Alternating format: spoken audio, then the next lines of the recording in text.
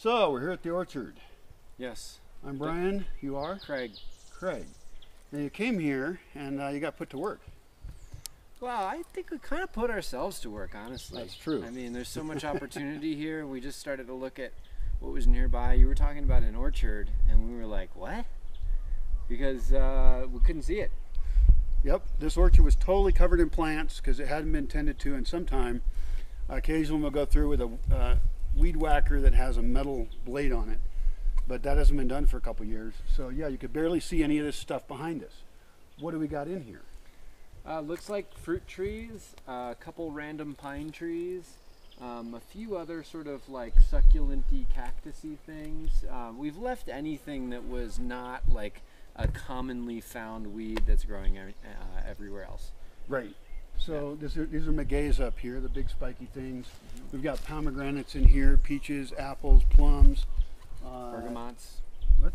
Bergamots? No? What's a bergamot? I think it's this one right here. That's some kind of citrus, isn't it? Yeah. What's a bergamot? Mandarin? Orange? Something citrusy. We can actually, we can show you. There's one. Oh, that's fine. I'm sure that people right watch. there. Oh, yeah, I see it. Yeah. Yeah. I would call that a mandarin orange or something. Okay. I don't know. Who knows? Anyway, bergamot's probably French. Sounds like it. Sure. Anyway, so we're going to improve the trails through here because even the trails are partly lost. I remember where they were, but we'll decide if we want them where they were. And there's even more work to do. Basically, they've uncovered it. They've also done some pruning, right? Yeah, this tree was mostly dead. You can see a couple of the big sections that I've pruned off. Tried the hardest to sort of like undercut, so that when you cut a big branch, the weight of it doesn't like splice and separate the tree. Right. A few mistakes in some areas where it did a little bit more than I wanted, but you can see like most of, except for that like one up there, most of this is all like live stuff, but it's a shadow of the former self of the tree. So right. We want to encourage just good growth, and so we've taken weeds out from under the tree. There's some fresh ashes down here, which is part of the sort of fertilizing we'll do, natural fertilizer from the wood oven. Yep. And then next we're planning to do a little bit of human manure, maybe some chicken poo manure tea, and then oak leaves. And then those will be sort of like left to mulch and just be happy. Yeah, because right now it's just going to become weeds when the rains come. So covering it in a bunch of oak leaves or Toohey and Sea oak, which is compost oak leaves, would be great. Well, I think these trees are going to appreciate the work you're doing. Yeah. Shall we check another garden? Absolutely. Excellent. Okay. All right, so what garden is this? Pool garden. Pool garden. Why is it called the pool garden? Because it is also called the pond garden. It used to be a pool, and I tried fish farming in it. And it has very straight sides, and things kept dying in it, and like lizards and mice and things. And then a coyote and a rabbit died in it at the same time. I think the coyote was chasing the rabbit, and they probably spent their last moments going, "What the heck are we going on?" And then my cat died in it, and I was like, "Nope, no more." Oh wow! And I filled it in with dirt. But the cool thing is, we filled it in with really high quality dirt, Toohey and Sea composted oak leaves. And so we've used it over the years to grow a lot of things. It's been very productive. Then it kind of grew over. Like when you got here, it was a mess. Yeah, I didn't know there was we saw there was a wall, but it was very mysterious as to what was behind the wall and what all this was. This pepper was huge, and there were a lot of weeds. Yeah, but you guys have saved it. Yeah. How many hours of work you figure you did in here? In here so far, I mean, with all the planting and watering and that kind of thing, like we've probably spent 40 hours in here. I don't know. Of work. No, more than that. Yeah. There's a whole nother video that is just a tour of this garden. In fact, there's a weekly garden update that includes several gardens, and so you can see this one progress. Right now, you've got babies in here. Yes, we do. What do you got planted? We have basically like by keyhole. We have 8 keyholes, and the goal originally was root vegetables. We've got a little mix, so we've got like carrots and beets and kohlrabi. We've got radishes and onions and basil and mint and salads.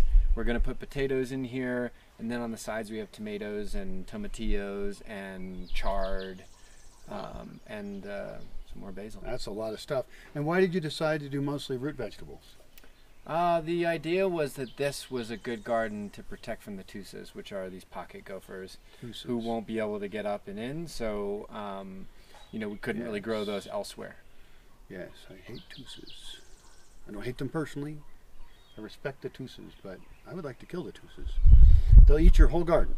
This is a more protected spot. Somewhat. Yeah. So you've seen your first seedlings come up. Yeah. How's that going? Well, some of them are doing all right, and then some of them were eaten up. So the ones that were eaten up were kind of a little bit of everything. Although I think eaten up. You didn't eat them? No, we don't know what it was, but could be an insect, could be a bird, could be an animal. We're most thinking it's a bird. And so we put screens down, and we've even put like tops of 5-gallon water jugs as little like greenhouse / protective things. Right. And today we didn't really see anything eaten, so seems to be working. Right. And this is a very dry time of year, so something is out there looking for these little tasty seedlings. Delicious. Just like snack. Yummy. Well, good luck with it. It certainly looks gorgeous. Well, our plan is to move this watering thing out, and it will just aesthetically be a little better. But this is a rare case where we're watering a garden. Normally my whole philosophy is no irrigation, but because we have extra water this year, and because of some outside circumstances, we want to plant food a little earlier. We might want food a lot later. Mm-hmm. So good job on this garden. It's really great. Also, what's this big thing here? It's a tomato trellis. Tomato trellis. So you're expecting tomatoes to get that high?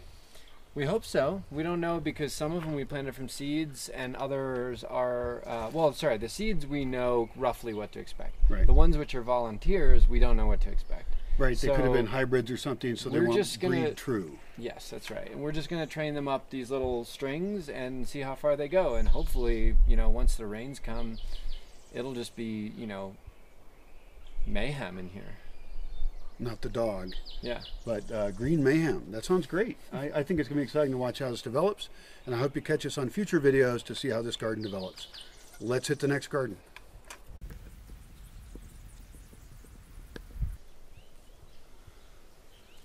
This is the first plant I put in when I moved to the Bosque. It's a timber bamboo.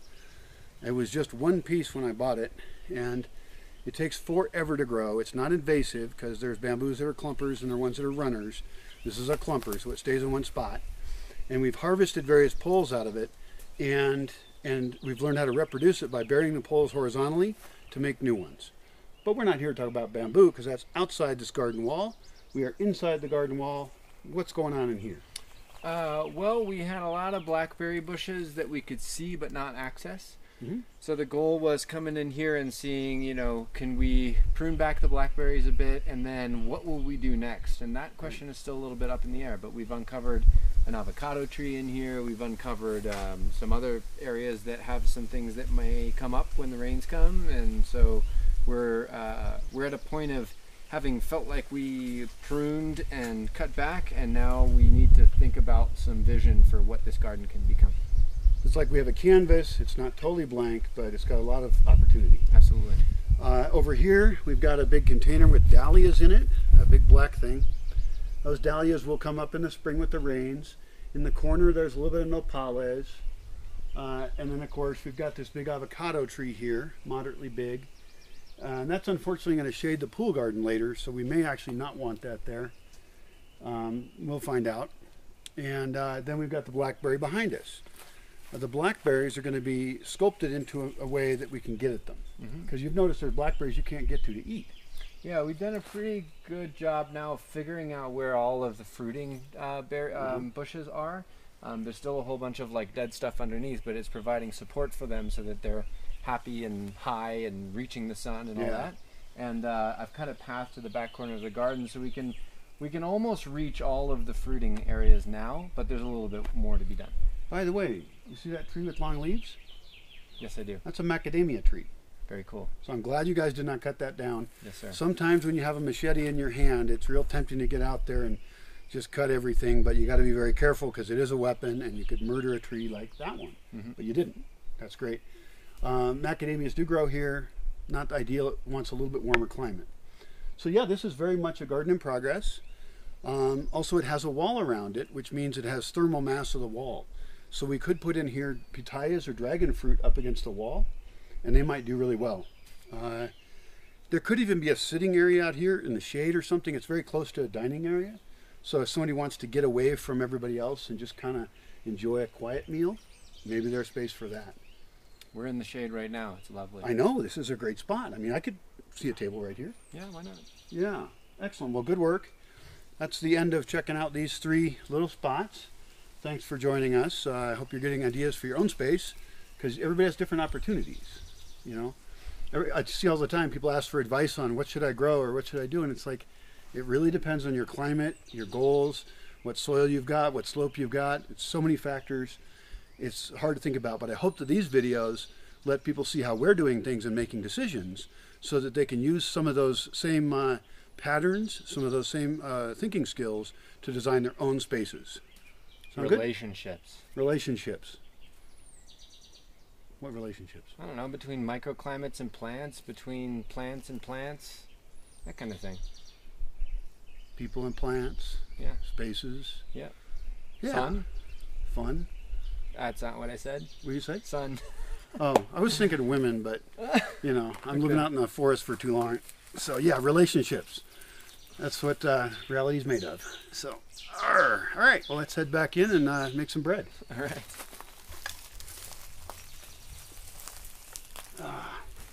By the way, these leaves work really well. These things right here work really great if you need a place to put like your spatula by the stove. Okay.